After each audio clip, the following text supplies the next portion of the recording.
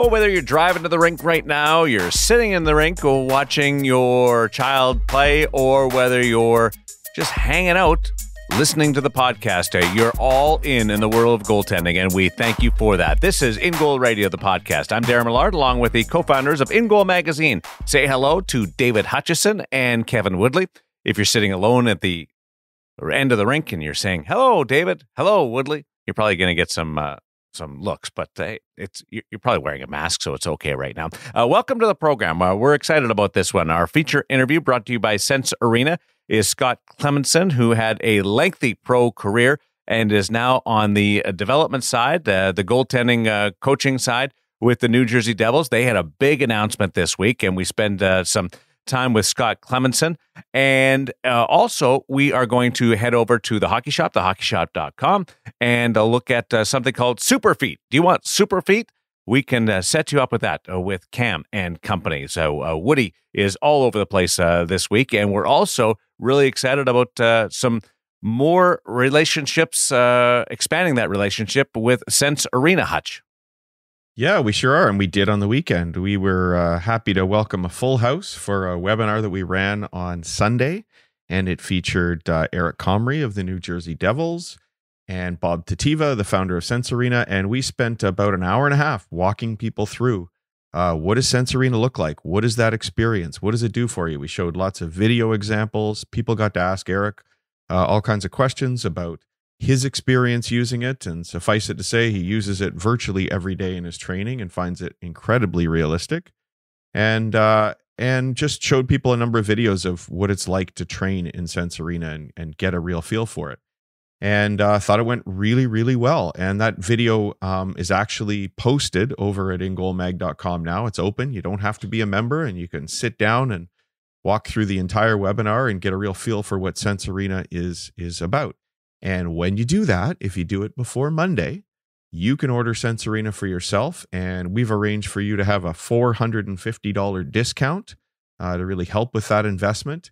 And because we wanted to thank our friends at Sense Arena for all their support of the podcast and everything we do at InGoal, we're going to throw a free year of InGoal Premium in for anybody who buys Sense Arena this week. And that's you got to make the full annual commitment for these deals. Because if you're already an Oculus owner, you can get it just month by month. And just really look forward to more people enjoying the Sense Arena experience.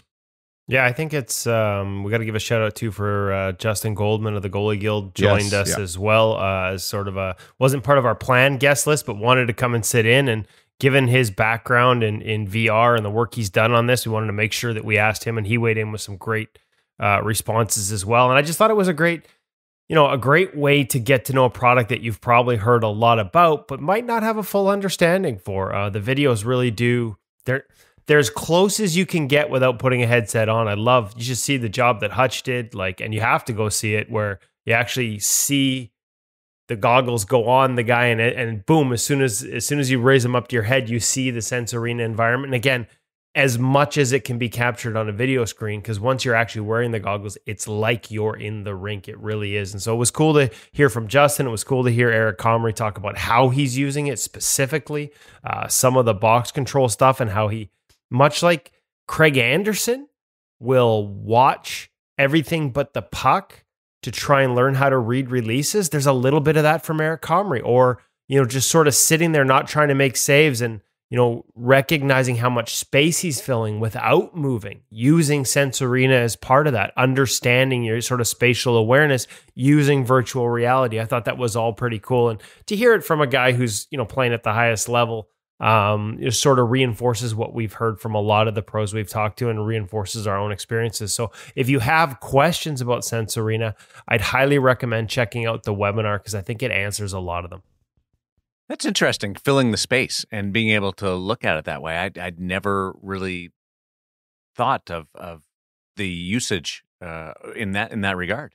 Well, one of the things that's great is it puts up the box control ropes. Some of you have probably seen where a coach will bring out ropes, attach them to a stick, and they go to the top of the post and the bottom of the post, and you can see where the puck has access to. You can put that up while you're training. But the other thing you can do is after a session, you can turn around and view sort of review that session from either the shooter's perspective or sort of walking around the goaltender from his own perspective. And so you can get a real feel for how you were filling that space by looking at your body and how it's moving compared to those box control lines. And Eric mentioned himself that he'll do that and realize, wow, I really didn't have to move very much at all to get to that puck. Sometimes you feel like you missed it by just that much. Well, yeah, you did miss it by just that much. Or some people end up reaching, feeling like they have to cover that huge 4x6 space when really there's a much smaller space in front of them that's what they really need to cover. And those ropes and the chance to review things in virtual reality is a great opportunity. Yeah, and to hear Eric Comrie, he's had his time in quarantine this year, 3 separate stints, so he's had a lot of extra time to play with the Sense Arena. But to hear a pro talking about looking back, and one of the things of Sense Arena is you can sort of flip the script and replay it from the shooters and puck perspective. To hear that these guys are using that tool to see where they are, to see where that space is after having seen the puck come at them in the real time environment, like. Again, like as Hutch said, you can't review this on the ice. You can't. It's hard to get those tools out. Eric talked about, we used to with Lyle Mast when we were out in the summers, and this goes back years before I'd ever heard of box control. Have the posts. He had a couple of posts that he had built into bases that would go up in front of you to sort of, again, frame that net for you and help you build that understanding on the ice. And they were great, except shooters picking corners when the posts were lined up to the posts behind you and understanding the small net in front of you, they would inevitably hit them and they'd move and they'd wave and you'd have to reset them. And none of that.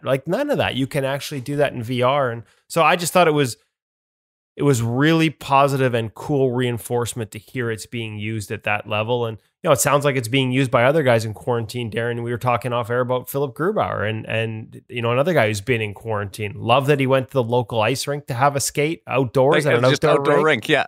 Yeah, but he couldn't. I doubt he had the ropes out at the outdoor rink. No. So when he's on his Sense Arena and he's one of the users, he would have been able to really sort of play the game the way goalies are trying to play the game these days. The best part too is that you don't need, no offense to Lyle, but you don't need the coaches, you don't need the post, you don't need the shooters, you don't need the ice, you don't need the net. Like you can just do it on your own and train whenever you want to fit it into your day or structure it into your day. But you can just make it happen on the spot. So that's also a huge benefit. Yeah, I've really enjoyed seeing some of the video and the different uses of it. It's been a different way to expand the technology and take advantage of it, and looking forward to watching even more. We'll get back to that in just a little bit. Also want to bring up the hockey shop and things happening over there, Woody. Yeah, no, in addition to the gear segment today, the demo sale is still on. If you missed it last week, I thought it was a pretty cool little segment with Braden Holtby's gear, and such a unique setup, like with the toe cap, like the toe area actually cut out like Marty Brodeur style, where you used to have the buckles, except Braden now has a piece of leather over top, like a toe cap. And you can actually buy that set still, I think, from the hockey shop, thehockeyshop.com, as well as, now, to be honest, we sold out most of their demo gear pretty quick, but there's still some pretty cool items left. So make sure you check out the demo sale at thehockeyshop.com, and, make sure you keep your eyes out there. We're only a couple of weeks away here now from sort of what they call lockdown lifts in terms of the new gear starting to debut. Some of the new lines for 2021, we're going to get our first glimpses at it here in the next couple of weeks. And of course, the folks over at the Hockey Shop and thehockeyshop.com will have you covered. We'll have you covered, but they'll have you covered as well. We've already been on the ice with the latest from Bauer, the latest from CCM with the folks at the Hockey Shop. So they're preparing that material as well. So keep an eye out for the new stuff. But in the meantime, you can save some money on what's in stock, as well as all the demo gear. You know what made me think, watching you guys with that Holtby set, was like the jingle of the pad is on its way out with the buckles and the way that it sort of makes that sound, that very famous familiar sound. Yeah. Is on the way out. That's one of the last sets that you'll be able to do it with. Well, and the funny thing is, so in order to sort of give you what the pad looked like behind the scenes, I had to unbuckle the leather straps to open up the leg channel, and because Holtby's got that super tight leg channel, inside, kind of like an old Vaughn V2, where that inner layer is just so narrow and snug. And I was like, oh man. And then Scott Clemmensen tells us how much, he's done the math on how much time he wasted getting dressed as a goalie. And I'm like, yeah, it's not like that anymore, man. Like this, like you're right. I miss the aesthetics of the sound, but I don't miss having to undo and redo leather buckles. Give me Velcro for the win every day. I will say this in taking off the access pads that I'm wearing, putting them on is great. Taking it off is like literally 2 seconds, boom, boom, and they're right off your leg. And it's like, whoa. There's nothing worse when you're exhausted than having to go buckle by buckle. And let's be honest, we're buckled by the end of most of our skates, so it's tough. We have the super feet conversation. Do you want to set this up with Cam in our visit with the Hockey Shop, thehockeyshop.com, source for sports Surrey? Well, we're just trying to find some different things, something new. We talk a lot about the latest and the greatest that's coming out, next year's lines and all the prep for that over the next couple of weeks. But sometimes it's cool to remember that they have other things around the store to help you be a better goaltender. And, that can be anything from G-form knee pads, which they still stock as well now that nobody else makes a pour-on sort of knee-only sleeve.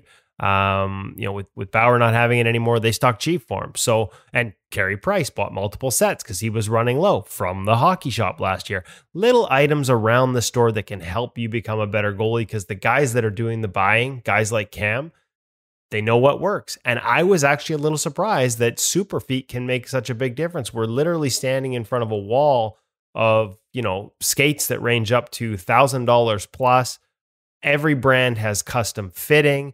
And some have, some upgraded insoles, and yet nothing to the extent of Super Feet. And what's interesting to me is my daughter plays club volleyball. She has Super Feet in her shoes, and find they make a big difference. So to have Cam walk you through it, honestly, for all we spend on equipment and skates as goaltenders, the idea that a $50 insole can actually improve your connection to the ice and improve sort of that responsiveness of that skate, it kind of only makes sense, right? So we had Cam walk us through it. Super Feet with Cam Matwev at the Hockey Shop, thehockeyshop.com, source for sports Surrey.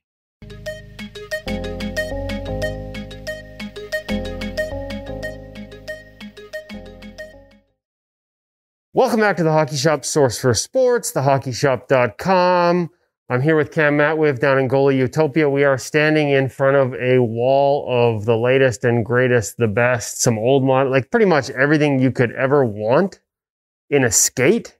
And we're standing with a guy who knows how to fit you properly for your skate.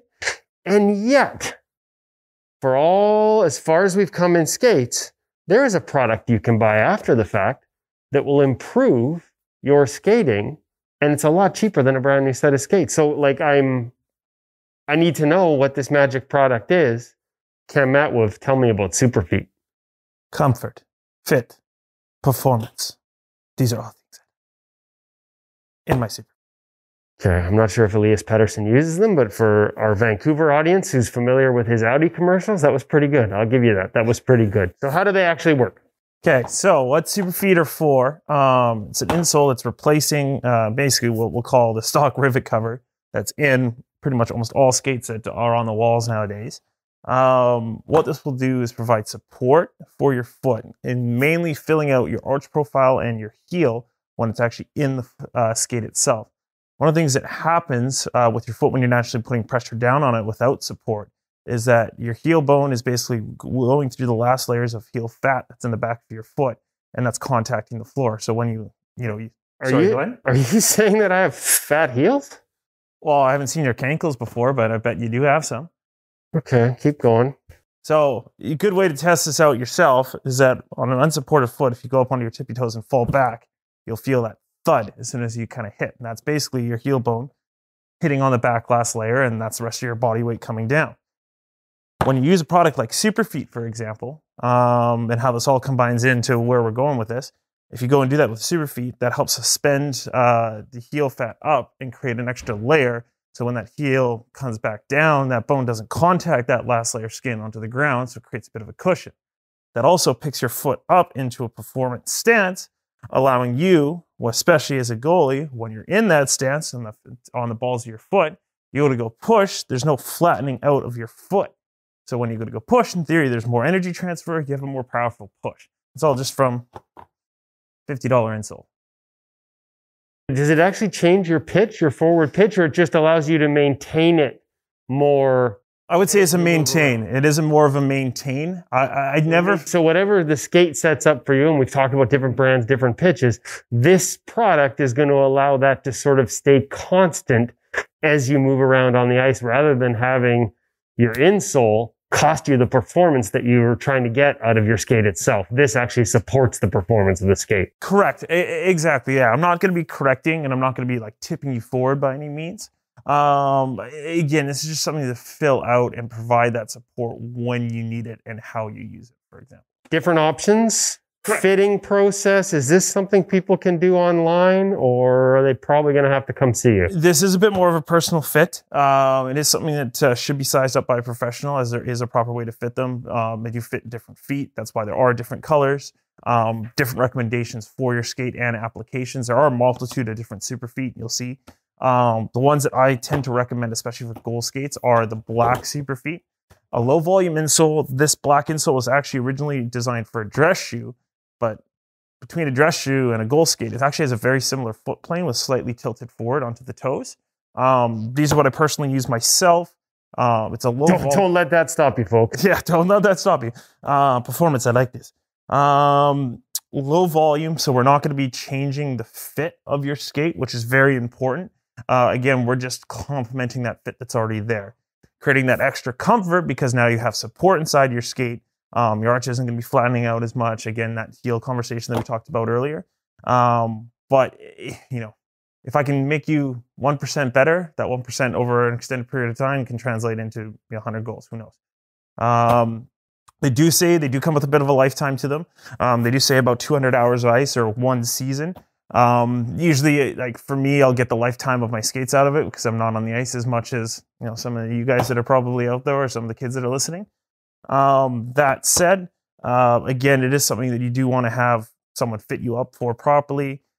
They have sizes listed on them that doesn't always line up with your skate/foot size. It is a lot based off of the letter that comes with it, and that letter that comes with it depends on your foot shape, size, and your own specific need. So there are going to be some elements where you absolutely want it fit, but there might be some situations where somebody has, specifications that they're aware of, and maybe they can pull this off online or by phoning you up. So where would they get a hold of you to get more information about Superfeet and making sure they get the right one for them? You'll find the Superfeet online at thehockeyshop.com, or you can give me a call at 604-589-8299. Now the test. Cheater. 1-800-567-7790. Thehockeyshop.com. Only took them a year, folks. Cam, thanks for having us. Thanks, Cam.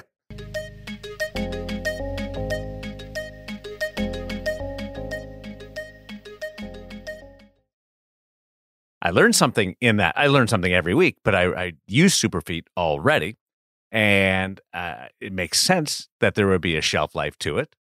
But I know what I'm doing this week. It's going out and replacing the Superfeet insoles because I've had them for a couple of years. Well, don't forget when you do that, because I know where you're going to do it, Darren. You're going to do it at thehockeyshop.com. Don't forget, in goal 20 for a 20% discount on the Superfeet, as well as a lot of other items around the store. When you check out, honestly, we just recommend it. Throw down the in goal 20 code and see what happens. It's usually a good thing. I like it. Superfeet. It got me excited just seeing it come across my inbox going, ooh, this I'm going to get some Superfeet this week, and then going through that process, I'm excited about it, and it does make a difference in how you will perform in that connection to the ice. Scott Clemmensen went through a few different styles and equipment changes and just approaches to the game, and through this career with the New Jersey Devils and the Florida Panthers in the National Hockey League.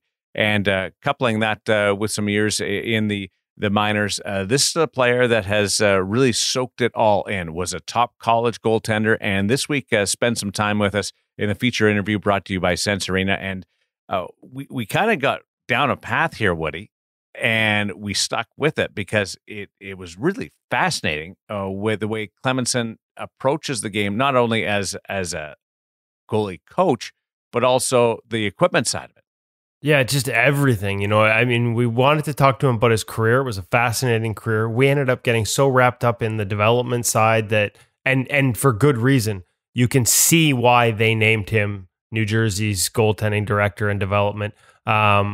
Just so many great thoughts on the position from kids right up to the pro level, and some of the different challenges and ways to embrace those challenges. I mean, right down to uniform, like building a glossary of terms for the New Jersey Devils goalies in the organization. There is so much goalie goodness here. I think every goalie coach and every goalie parent, like, I know I like to say it's a must listen, but if you're a goalie coach or a goalie parent, this one is an absolute 100% must listen to interview. Got a couple of little things that stood out. I'll bring those up after the interview because I'm curious whether you are listening are of the same wavelength as what I was taking in when Scott was talking about things. So here is the former New Jersey Devil, also forgot Toronto Maple Leaf for a couple of games, and the Florida Panthers, Scott Clemmensen, part of the new goalie development team with the New Jersey Devils on In Goal Magazine, In Goal Radio, the podcast, brought to you by Sensorina VR.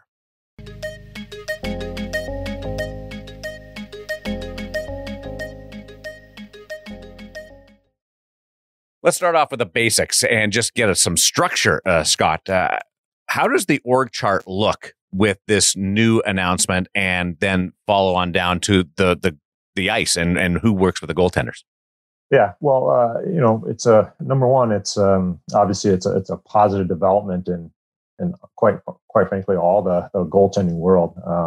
It's something I think that has been on the horizon for many years, and then I think it's just kind of coming to fruition now. And we're no different than other organizations where we think that the goaltending position is quite possibly the most important one in the sport, and so allocating as many resources as you can to this position, I think, is a smart thing. And then obviously, I think it shows a belief from the ownership standpoint to realize this and to get this implemented. So to answer your question here,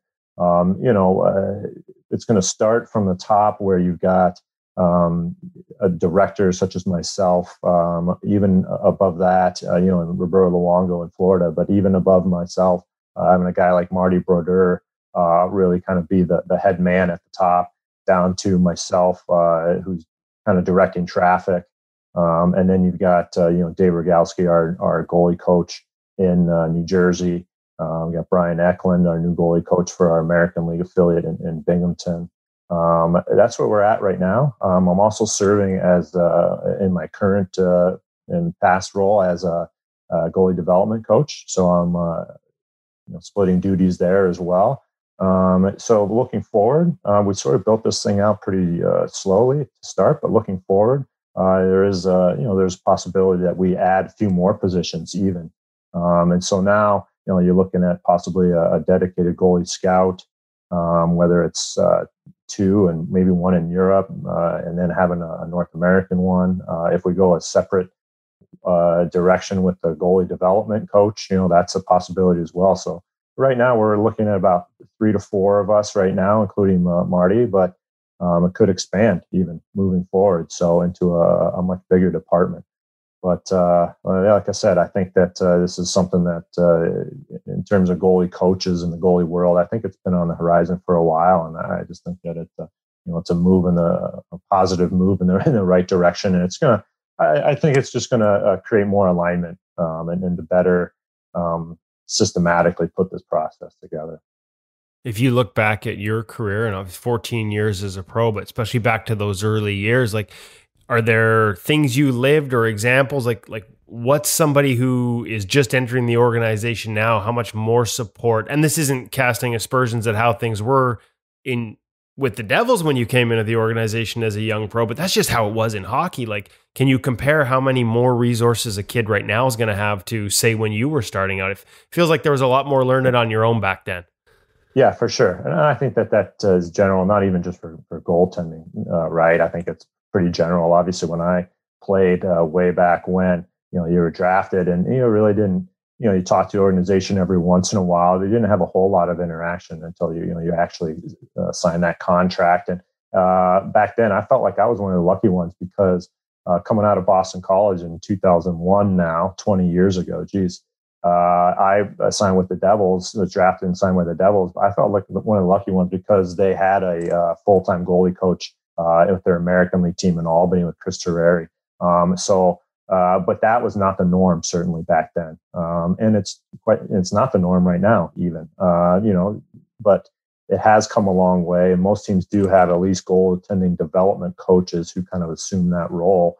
And, primarily your job as a development coach, whether it's with goalies or forwards or D, but, is to cultivate that relationship and that mentoring process from the day, you draft a player and he's playing, overseas or junior or college, whatever the case is. So it's so different than when I played. Now you've got constant communication. You've got development camps. You've got development coaches who are calling. There's more responsibility on the players' end, but that's a good thing. You're constantly aware of what the organization thinks of you, what they expect of you. You're talking the same language, getting in there for development camps. Now you're on the ice.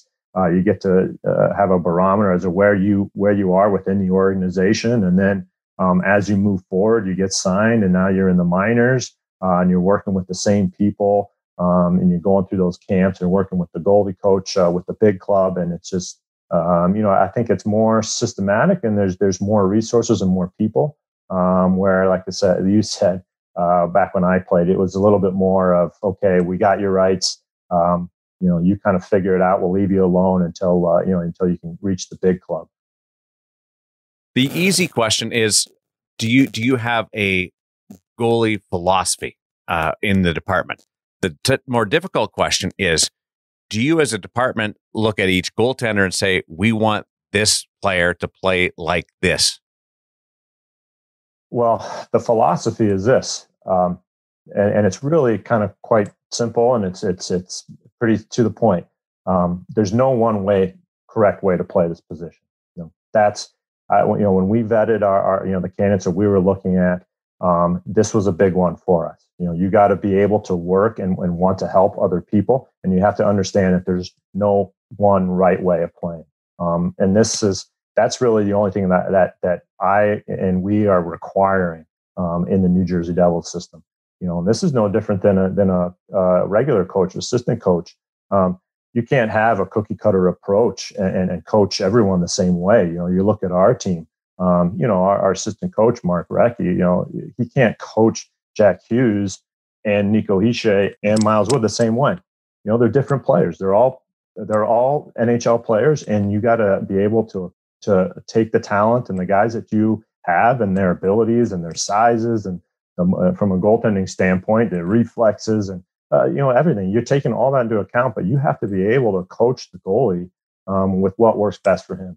And they come in all different shapes, sizes, and abilities, and you got to be able. So the philosophy is you have to be able to coach everyone, and there's no one right way.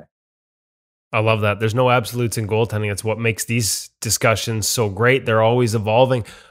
What are the discussions like for you guys? Like, I don't know if you meet on the regular and have powwows about the evolution of the position, but I can imagine, especially with a guy like Marty involved, and I don't know Brian Eklund, but Dave Rogalski, like, when you guys get together and talk goaltending, what are those discussions like? Is it, are you bouncing things off each other about the way the game is changing, the way the position is changing? How often do you get those types of group chats?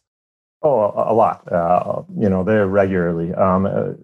It's obviously a little bit different this season. This is our first year, all of us in this new position, in our new roles for all of us. But some prior relationships I've had with all of us, we knew, the three of us, we knew each other before this took place. So that helps, obviously, for us to hit the ground running, and we're not afraid to speak our minds. And we don't always agree on everything, but those conversations happen quite frequently, and they happen daily. To be honest with you, with everything that we've got going on and trying to navigate the COVID protocols and who's in and who's out and who's coming off, and now the coaches are in the protocols, and so there's been some time in the past couple of weeks where I've covered for some of the coaches and getting on the ice, which I wouldn't normally do as much, but it provides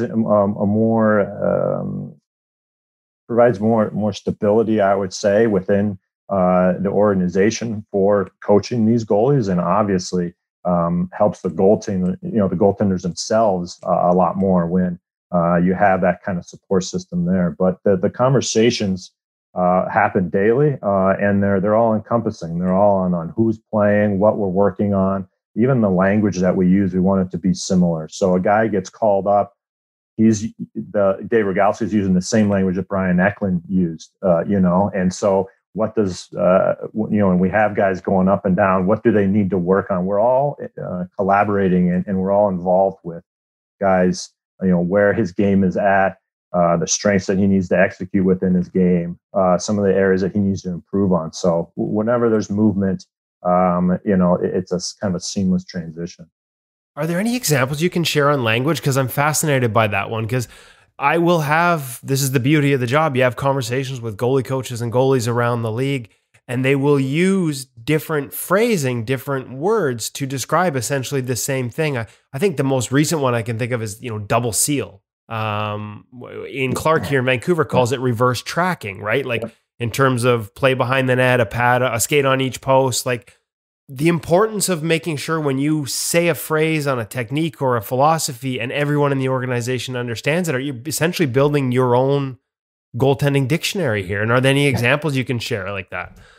Yeah. I mean, obviously, there's, to be honest with you, you could go through the whole lot and, and say, but it is, and ultimately it's not a big deal because, they're in the goaltending world, there's 7 different ways of saying the same thing. Right. So it's just picking one that works best for you guys. And so that, everyone, like I said, everyone's using the same language and the goalies themselves aren't getting, confused. But, just something as simple as like zone awareness, it's very, very easy. And like I said, I could go through all of them and we know what they mean. It doesn't matter actually what you call it, is just as long as the goalie understands what you're talking about. And like I said, then everyone's using the same language. Do you have a handbook? Is there like a printed book? Oh, geez, Darren, the goalie handbook is like, so, it's like 1,000 pages. We don't think anyone actually reads that thing, So, yeah, we got one, but no one really reads it. It's mostly about executing. So. You were on the ice. Do you have a set of gear still? Because you were getting a little thin there for a while in the organization with COVID and injuries. Yeah, seriously. And honestly, it seems like this conversation comes up once a year where you're getting in trouble. Like if some guy on a game day is hurt and you're like, geez, you have your gear, you can get there. And oh man, it's just kind of dissipated as the years have gone by here. But that's not a joke, and we've got a plethora of goalies here in New Jersey. And it seems like we've needed them all at this point, for better or for worse. And that's just, like I said, just trying to navigate the craziness that is this season. But if we get down to me, if we're down that far, and we've been close, but geez, if we got down that far, we'd really be in trouble. Okay, so I got to ask, if there is a set of gear, Scott, is it the Vaughn that you wore? Like, is that what's still in the garage? And when was the last time you did put it on? Like, do you play? Most guys when they retire don't play at all. Have you played since? Oh, yeah, well, number one, I'll always miss playing. Always. I don't care how old I am. I will always miss being out there and playing. And moving into this, this new role, there were times when I thought, I wanted to get out there and, I'm trying to like keep fit and I like working out, but there's nothing like playing, being on the ice. That's the best, in that competitive environment. And there have been times in the past where, a goalie can't make it to practice or whatever. So I put the gear on and get out there, There's always like a fear in the back of my head, though, that I'm going to be exposed as like a fraud, and these guys are going to be watching me, and I can't do what I'm preaching to them. But no, it's fun. I like doing it. I haven't been doing it as much in the past. 5 knee operations throughout my career, and then the older you get, the harder it is to do that. But it doesn't mean that I don't want to. I like getting out there when I can. So I still got the equipment. It's what I last used in the 2014-15 season was last year that I played. People ask me all the time too, you're keeping all your equipment? What do you do with your equipment? I'm a minimalist, so I don't like to have things around. I don't like hoarding things. So I never kept any of my equipment except for my sticks. And that was just because I kind of wanted to see like what kind of patterns I was using, or if I need to change my pattern. What did I use when I played with the Marlies back then, and when I was with Florida, and so I kind of kept my sticks. So I got a ton of sticks in the garage, and then my helmets. I kept all my masks, or most of my masks. I've given some away, but really those are the only two items that I've kept. Try to keep the clutter to a minimum. But I do have my stuff. I haven't put it on in a while. Thankfully, my knees are better off for it. Let me tell you. Your sticks, did the lie change, or the paddle length change over the years? Yep, they did. I probably tweaked my stick for better or for worse. I don't know. Looking back at it, it's probably worse. But I did change my stick pattern about every other year, I would say.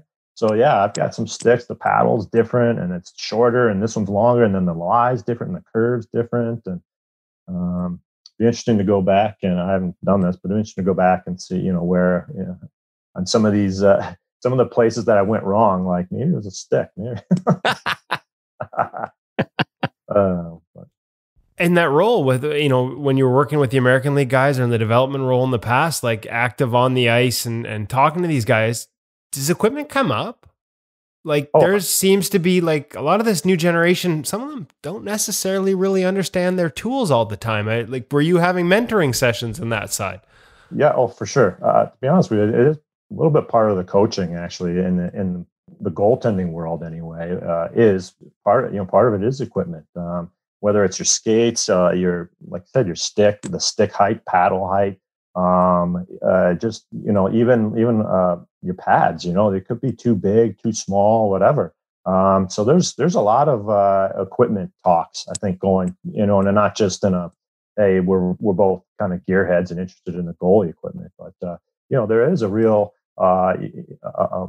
factor in terms of goalie coaching. There is a real aspect of how the equipment is fitting, what you're using, even going brand to brand, even will sometimes make a difference for goalies. So there is that real part of it, to be honest with you. Yeah. Do you have to stay in touch with the gear in the sense of seeing it firsthand, not just on goaltenders and watching other goaltenders, but with manufacturers to try and maintain that connection?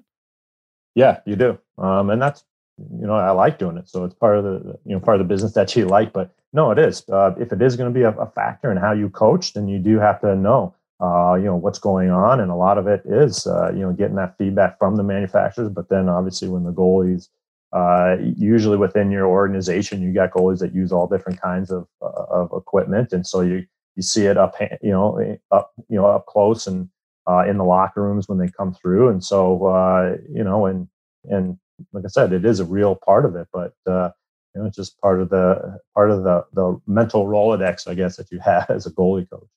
See, now I didn't plan on having Scott Clemmensen become our equipment advisor in this episode, but now I got to ask, because you went to sticks and lengths, because it's a question we get a lot. How do you properly fit paddle length for a young goaltender or a teen goaltender? How do you do it? How do you talk to these guys about that? Yeah, well, I mean, when you're talking about young goaltender, are you talking about like a first-year pro, or are you talking about like a 10, 12-year-old? I guess you could ask it for both, but maybe we go in between and say a 14, 50-year-old who is progressing to look at and hey, some of these kids are 6'2" already at 14. So yeah, you're right. Well, I mean, as a young kid, especially when you're first starting out, I don't care how old you are, I think it's important that you're able to, have a proper stance and be able to feel the ice with your stick, in your stance. I think that's a big one. I always thought that your stick, the most important pieces of equipment, to be honest with you, for a goalie are your skates. Your feet are so important for every goalie. I don't care who you are. And I always kind of described it as your feet are kind of like the wheels of a car, while your stick is kind of like the steering wheel. You know how it is when you're a goalie. You don't have a stick. If you're driving down the highway, you don't have a steering wheel. You feel pretty naked, don't you? Your stick is that important to your feel. Now, obviously, as you get older, you can kind of deviate from that a little bit because, you can. You look at a guy like Bobrovsky, for example. He has built, his stick has paddle length around his butterfly, right? And just like everything in goaltending, your stick, your paddle length here that we're talking about is a give and take, right? When you go down into the butterfly, a lot of goalies find it awkward. You got a long paddle. It's very awkward to maneuver and to manage it, right? Look at Bobrovsky. His paddling is so small that when he's upright in his stance on his feet, it hardly touches the ice. But he's so good, and he's older, and he understands, the weight transfers and what he needs to do. Does he necessarily have to have it touching there? No, we'll allow Bobrovsky that as an NHL player. I would say that that's probably not how you want to be if you're 10 and 11 and getting into the position. But how do you build your paddle length? It's a preference. You want to have a longer one? Do you want to be able to feel the ice a little bit more? Or do you want to be like Bobrovsky, where you build that out more? So where now I'm more comfortable with it in my butterfly, and not giving up that that hole, that 6 hole there. So it's a preference, but I would say that just like everything else, you got to be able to coach those preferences and what guys like. And then if something's not working and something's not, if he's giving up goals, that's when you step in. It's like Darren's, like you say, you step in and you start saying, hey, maybe we need a longer paddle length here. Maybe we got to switch stick, whatever it is, or companies. So I don't know if that answers your question, but it beautifully. Beautifully. Hey, well, you talk about equipment. Like, it sounds like, so I had asked, like, how does a kid from Iowa become a goaltender? Like, not that there's not hockey there, but we don't see a lot of guys go to the NHL from Iowa. You and Cal Peterson are the two that come to the top of my head from a goaltending side of things. Who were your inspirations? How much did gear play a role in wanting to play the position? Yeah, and you know what? Probably a lot. I hear this from other goalies as well.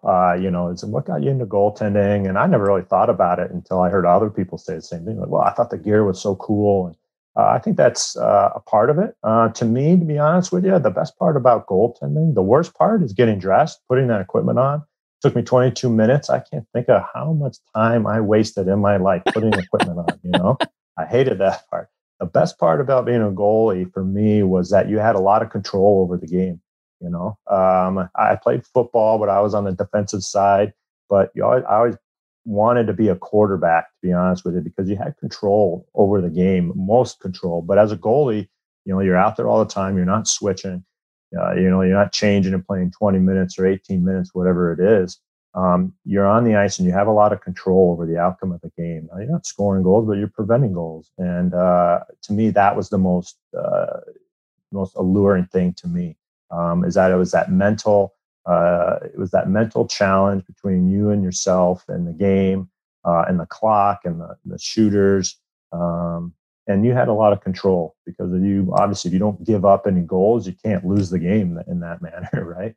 So to me, I think equipment had a little bit to do with it, but for me, it was actually more about having that control. But just like everyone else, I read you read some of your blogs and stuff on NHL.com, Kevin, about every Christmas time it was like, okay, what can I get here? I'm looking for a new stick, a helmet, a mask, whatever. That was always my big Christmas wish list, was some sort of piece of equipment every year.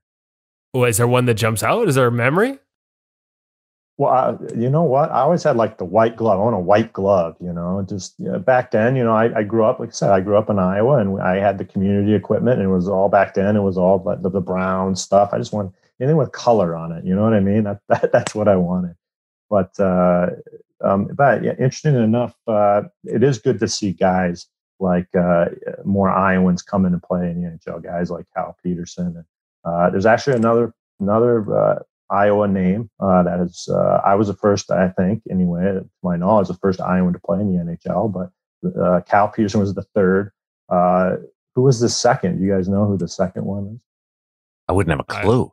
I was going to go to Google, but that's cheating. That's true, yeah. CJ Smith was he went to UMass Lowell. He's from Des Moines. Grew up mostly in Minnesota, as Cal did as well. Played most of his minor hockey there, but yeah, I went to Lowell and then signed as a free agent with Buffalo, and yeah, he was the second Iowan, and Cal Peterson's the third. And I hope to see more. Hope to see more. You guys have expanded the department, which is great to see. One question I have is, how do you avoid too many voices in your goaltender's ears? Is there a structure of that, and who has the ability to have that one-on-one contact per day kind of thing?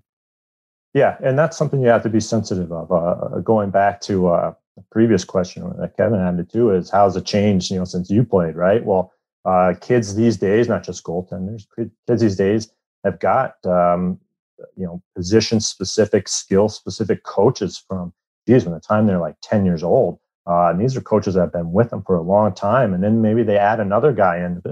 By the time we get them as a pro, they've got about 3 or 4 goalie coaches already in their goaltending network.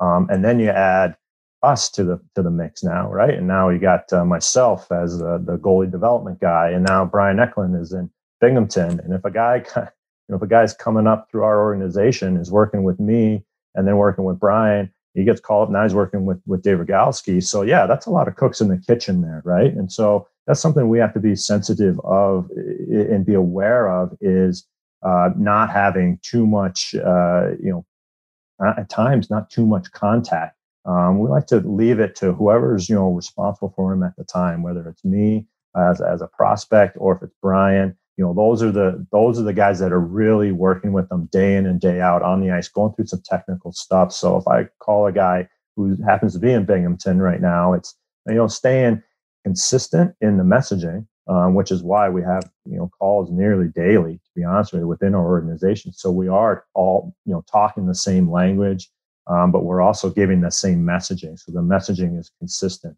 And that's an important one. And I don't want to get too involved with the coaching aspect, other than to kind of mention some general things that Brian Eklund has already been doing and they've already been working on, is to sort of reinforce what Brian is doing. And that's my job, is to back him up with what he's doing. And then you do have that other aspect where, as I said, a lot of these guys and a lot of these goalies have got these external, goalie coaches that are part of their network, guys that have believed in them and have worked with them since a very young age. And I don't think it's right to totally push those guys aside. The goalies have been leaning and trusting this person or persons for many, many years. And we're just coming at the last year or two, we've drafted him and now we're getting to know him, and we're kind of, it's kind of a handoff, but in reality, I don't think you can shut those guys out. The goalies trust them, and just having those conversations with those external, the network that these guys have, which I think is good. I think every person and every goalie, even myself as a goalie coach, I have a goalie coach network. When I played, I had a goalie network of players and coaches. I don't think it's right to totally shut those guys out. If they are, as long as they are a positive influence on the young athlete, then it's welcome. But it has to be, you have to have no ego. You have to be open to new ideas, and you have to be okay with sort of letting your guy go, and not, like I said, we have to be cognizant of not having too many cooks in the kitchen. A lot of those guys end up back with them in the summers too, right? Like, I mean, you can't be hands-on all the time. So do you actively, at times try and build those relationships so that, I know some of the summer guys are really good about reaching out to the organization and say, hey, where's the focus this offseason? Are there things you want me to make sure we're talking about and working on? 100%. And that's great. When you got guys that want to do that, to want to reach out and say, geez, I've been working with this guy for 8 years. I think it's our responsibility as an organization to reach out to them first. You draft a guy and then you reach out to them. Hey, yeah, I've seen him play X number of times, and we interviewed him, and lo and behold, we drafted him. But guess who knows him better than I know him? I'd like to think I know him pretty well, and we thought enough to draft him. But guess who knows him better than I do? Well, it's this goalie coach from back home that's been working with him for 8 years already. What can you tell me about this player? Where is he good? Where is he? Where has he come along? The furthest. Where have you seen as much growth? Where are the kind of the roadblocks he's having trouble getting over? Hopefully, these are things that I'm going to find out. We're going to find out as an organization as we move along here. But I'd be naive to say that I knew more than what he knows after working with him for the past 6, 7, 8 years. And then you do develop that relationship. So now, in the off season, when they go back and start working with them, and say, where do we need to work on? Where do we need to work on? He's not my guy, and don't screw up my guy. It's how can we work together to make this player the best? Because when we're fighting as goalie coaches, that only hurts the player, right? And then the goalie. So we're all pulling on the same rope in the same direction. You have to manage those relationships. But it's, when you have help and everyone's trying to do the same things, and when you got these goalie coaches say, what do you think? What should we? What are the target areas that I should work on this summer? And you get on the same page that way, and that I think that helps everyone. As I listen to you talk about how to manage the development and the path and the plan, and going back to Iowa and hoping for more. I know you're involved with USA Hockey, and you've done some work with them, some great work with them. Do you see similarities in terms of as the Devils expand their goaltending department to the work that USA Hockey has done to try and expand, not the same, but across the country, access to expertise and coaching and building out, the 51 and 30, like it's a bold, ambitious plan, but you see some action behind it. 100%. And USA Hockey has done a great job and they've done this for a long time, of identifying, where we can be better, what we need to do to be better, reaching out to voices like myself, that they'll have calls that are just, for the pro hockey guys on there. It'll just be like pro hockey goalie calls. And they're asking a lot of questions, and what do we need to focus on? How can we do things better? And, you think about what we're doing on a very, very small scale here in New Jersey, and other organizations doing the same thing. You think about how challenging it is for USA Hockey to do it on a nationwide scale, right? I mean, they've got regional coaches that are, assigned to different regions of the U.S. and getting those programs and how to coach and how to teach, and then getting, it's such a large scale operation that is very difficult, but they've been very good with, reaching out, trying to figure out how best to execute, really. It'd be great if every organization like ours, or even going down the line, every like USHL organization and every, USA Hockey, it'd be great if everyone had just, loads of money that could just throw at whatever we need to do. Well, it'd be great if we could just hire a guy to do this and this and this and this. And there's a reason why, even from an NHL standpoint, it's probably one of the reasons why it's taken so long to catch on, right? But it'd be great if they could do that. Obviously, you have to budget your money correctly, and how to do that is obviously a big task and a big challenge for USA Hockey. But they're pushing, and we're trying to get everything is done as effectively as possible. And I want to do my part to help out as much as possible. Okay, well, we got to wrap this up soon, but I did want to ask one more. And I think the Devils should be applauded, because not only are you expanding, but you're expanding in a pandemic. You're committing more resources to the position at a time when revenues are at their lowest. And so whether it's New Jersey, Arizona, Florida, Calgary, the teams that have done this, I think deserve applause. But I can't let you go without asking this one. You're working with Marty there. We've had the pleasure of having an hour with him as well. The way he saw the game, the way he read the game was so unique. We see goalies now come in at times, I don't know at your level, but certainly in the minor level, where they've got these coaches from a very young age. They can become very programmed. Goalie school goalie is the term that gets thrown a lot. I don't know that it's fair to paint everyone in the same brush. But at a time when that can happen, where you can become sort of just, you do the drills very well, but you might not be able to play the game at the same level. How do you avoid that? What are those conversations like? How much does Marty's ability to read the game and that side, which you all would have had to play at this level, how do you teach that? How do you teach reads and that types of things to young goaltenders? Both, say, if it's us trying to help young kids or yourself with pros coming in. Oh, well, this is a question that obviously is baffled. It's loaded. everyone from the ends of time, and it's never going to get fully answered. How do you teach hockey sense is basically your question, right? No matter what position that you play, and obviously the athletes are different nowadays. I would say back when Marty played, and how the goaltending position was coached as well. It was hard to make it if you didn't have above average to good hockey sense. I don't care who you are. And then, even going on to today's athlete, The elite ones all have one thing in common: they have good hockey sense, right? And high hockey IQ. I actually do think you can probably get away with some in some circumstances, and to some degree, you can get away with actually just being, having limited hockey sense, but just being an athletic goalie.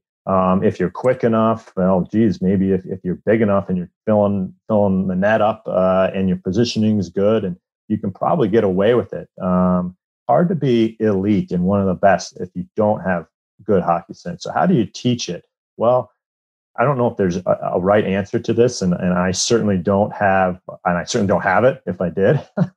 And it's going to be, it's going to be debated for the end of time, depending upon who you talk to. But I can tell you this, like from my standpoint, one thing you can do, and like you said, goalies, goalie coaches have to be careful not to turn their goalies into robots, and the goalies have to understand. I think it's imperative that as a goalie coach, you make sure the athlete understands that you can't just go out there and structure the game to death. Like there's going to be I would say at least 15% of the game where you just got to make a save. You got to do something to make a save. I don't care what it is. And it has to be part of your instinctual ability as an athlete, that you're not going to go out there. And, I had a goalie coach, a young goalie coach, explain to me, this one was very, very good. And he said, it's sort of like, goaltending is sort of like having an axe, where your structure and your system that you play with is that edge of that axe. And if it could be sharp, you're razor sharp, that's great. But you can't just go out, the axe isn't just going to sit by the tree and chop the tree down. You got to put that effort in. It can't just be that entitlement where my structure and my game is so good, I'm technically good, and just structure the game to death. I think you can, like I said, I think you'll probably get away with it, but you have to make sure, in my opinion, you got to make sure that these athletes know that you have to, not only is it okay, you have to deviate from that structure at times during every game. If you don't, you can go and be fine. You can maybe even have a long career in the American League, and there's nothing wrong with that. But you want to play in the NHL. And not only that, you want to stay in the NHL. And to be able to do that, you have to make those saves at those times, those game-changing saves, those saves that you're not expected to make. Well, how do you make them? You make them with instinctual plays, really. You know what I mean? No matter how you do it, you just do it. You just get the job done. Because I can tell you, as a goalie coach, you're working all week long about technical stuff and how to do things. But I can tell you, as soon as the game starts, I'm sitting up in the stands watching. And there are times in the game where I'm like, all right, forget everything I said. Just stop this puck. Just forget everything that we've worked on, everything I said. At this moment, just stop the puck, Like I said, I don't think you can play the whole game that way. Like, let's just throw the book out the window. Just go stop it. You can't play the whole game that way.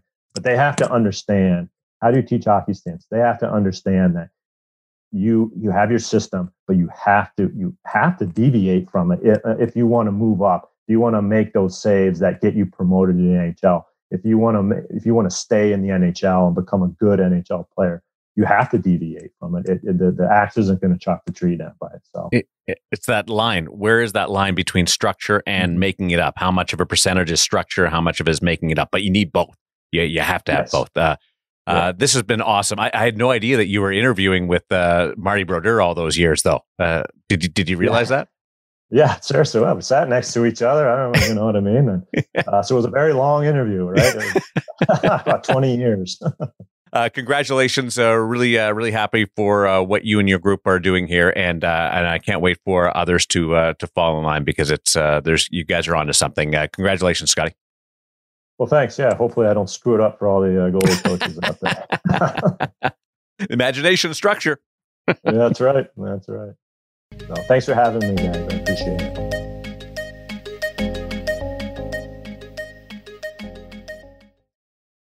We do have to get him back on, and I like being on that interview because I got to hear in person, live.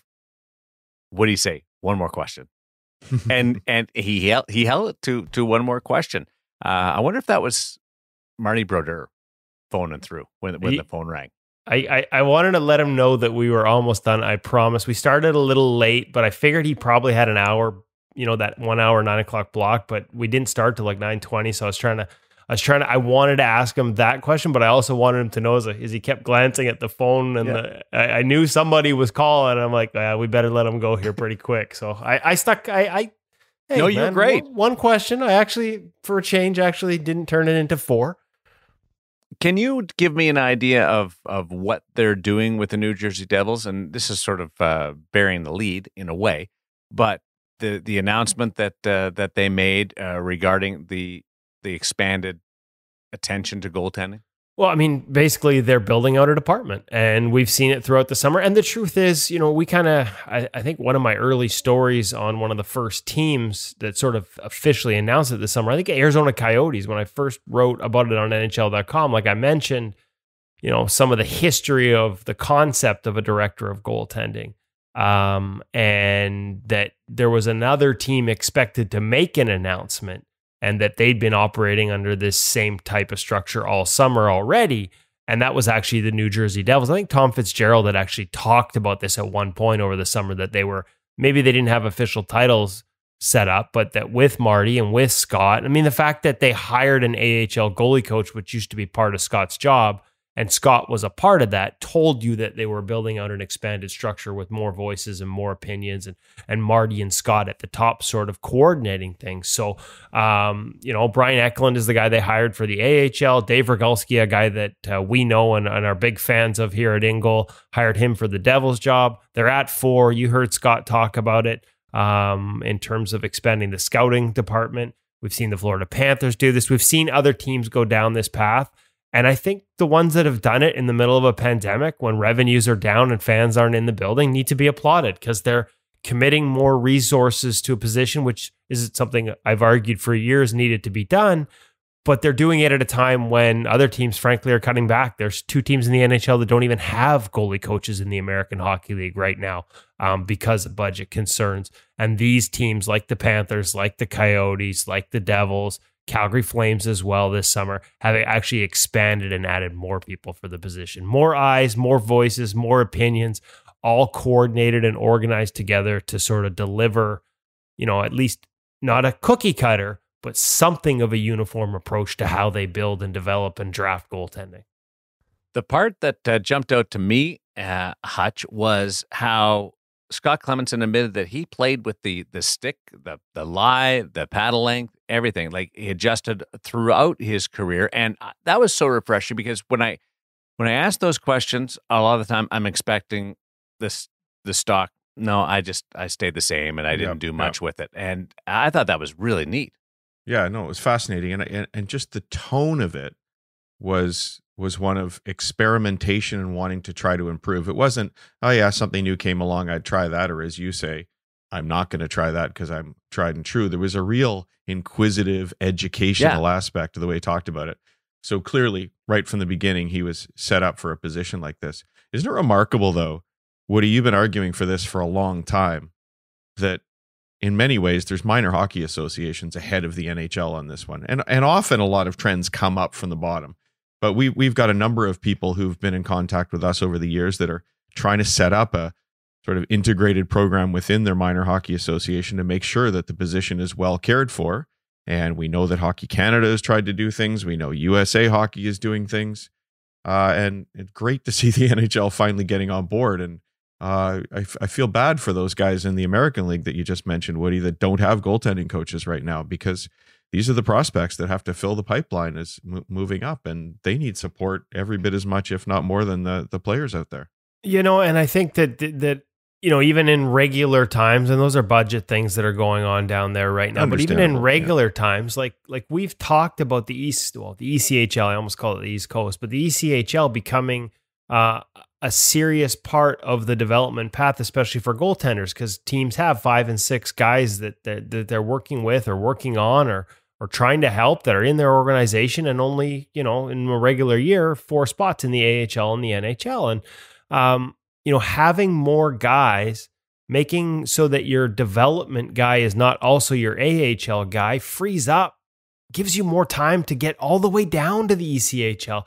how many times, and I'm not going to name names, but how many times have you seen a coveted college free agent sign with a team, start in the ACHL, which is fine because that's where he's going to get to play the most.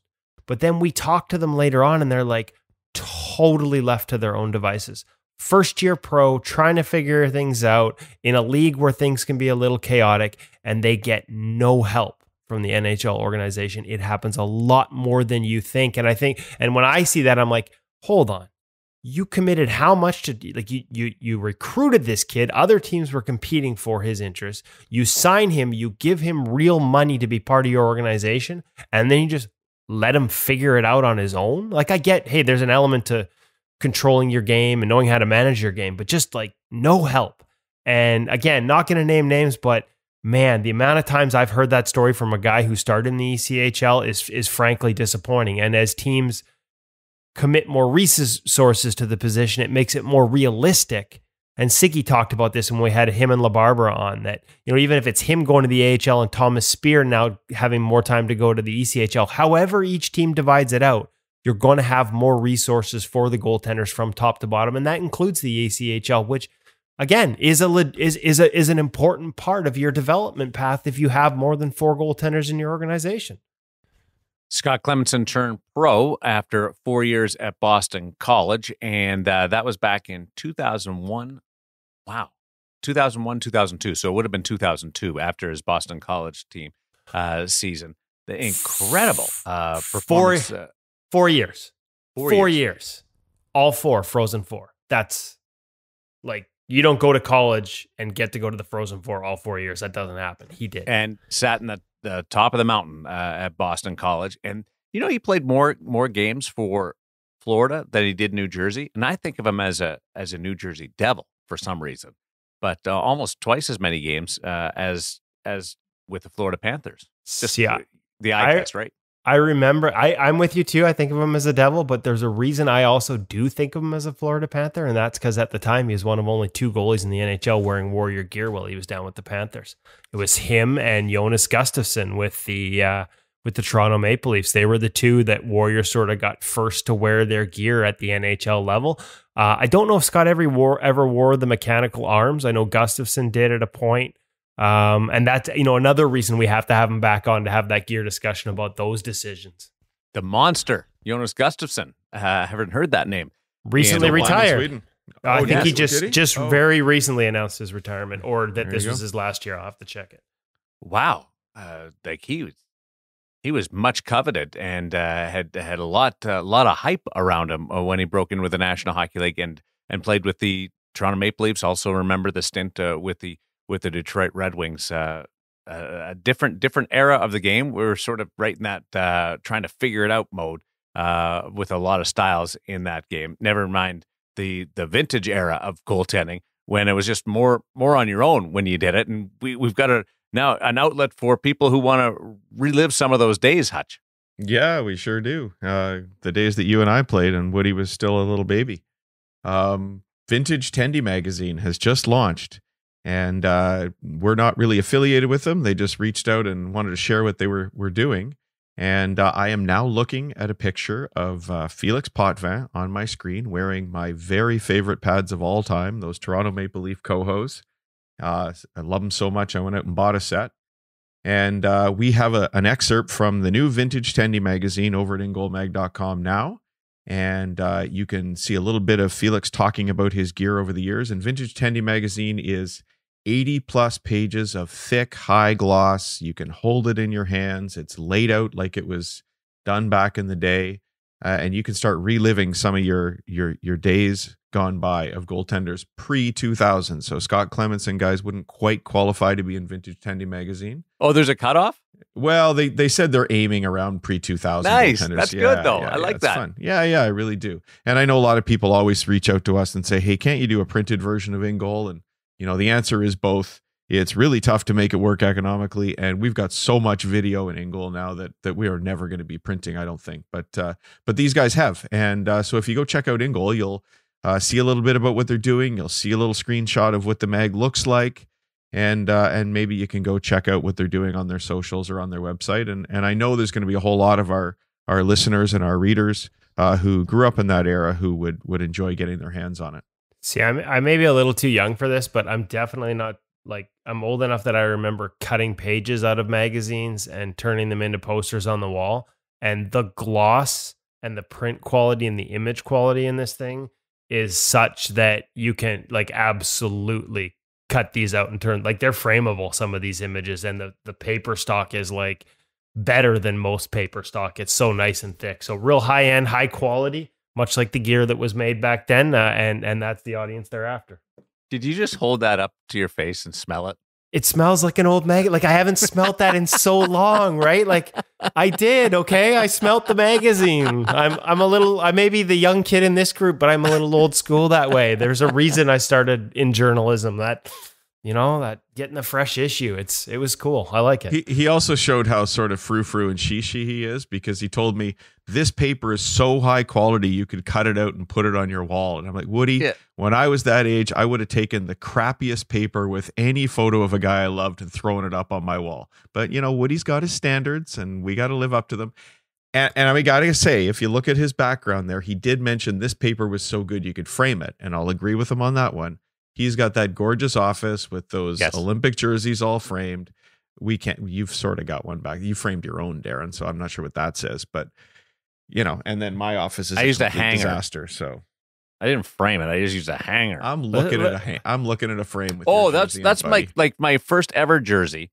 That's unreal. Really? when I was like 8 years old, 10 years old. I was going to say, it looks a little small. That's awesome. Yeah. I got that for Christmas for my wife. Well, so that was before the era Ken Dryden's complaining about, so you could and that's 31 for Phil Muir. Actually, right I was a Flyers fan and then I became I was a Bernie Pront fan, and then I was Phil Muir was the goalie at the time, and then Pete Peters. So anyway, that 31 is for Phil Muir. I love that your 8-year-old jersey is framed and the Gretzky autographed All-Star Game jersey isn't. That's it's just on a hanger. Just on a hanger. Awesome. Priorities, yeah. It's your little tribute to yourself. If you can't love yourself, who can you really love?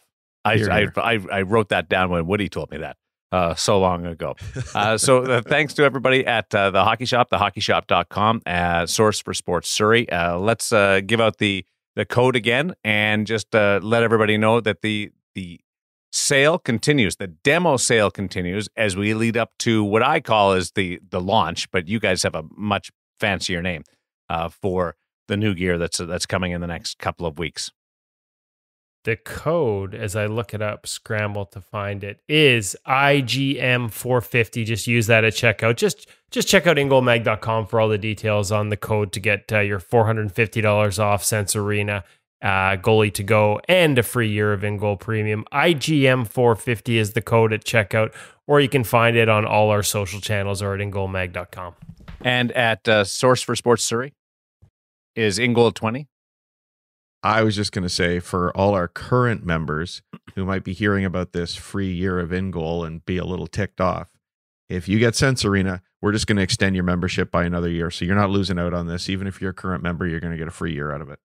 That's so great, because I'm always frustrated when I'm sitting there at the cell phone, mobile phone place, and the person beside me comes over from another company and they get a better deal than I do, and I've been with them. So thank you for that, for making me feel good. So InGoal 20 at Source for Sports Surrey, and IGM 450 for Sense Arena. We got codes all over the place.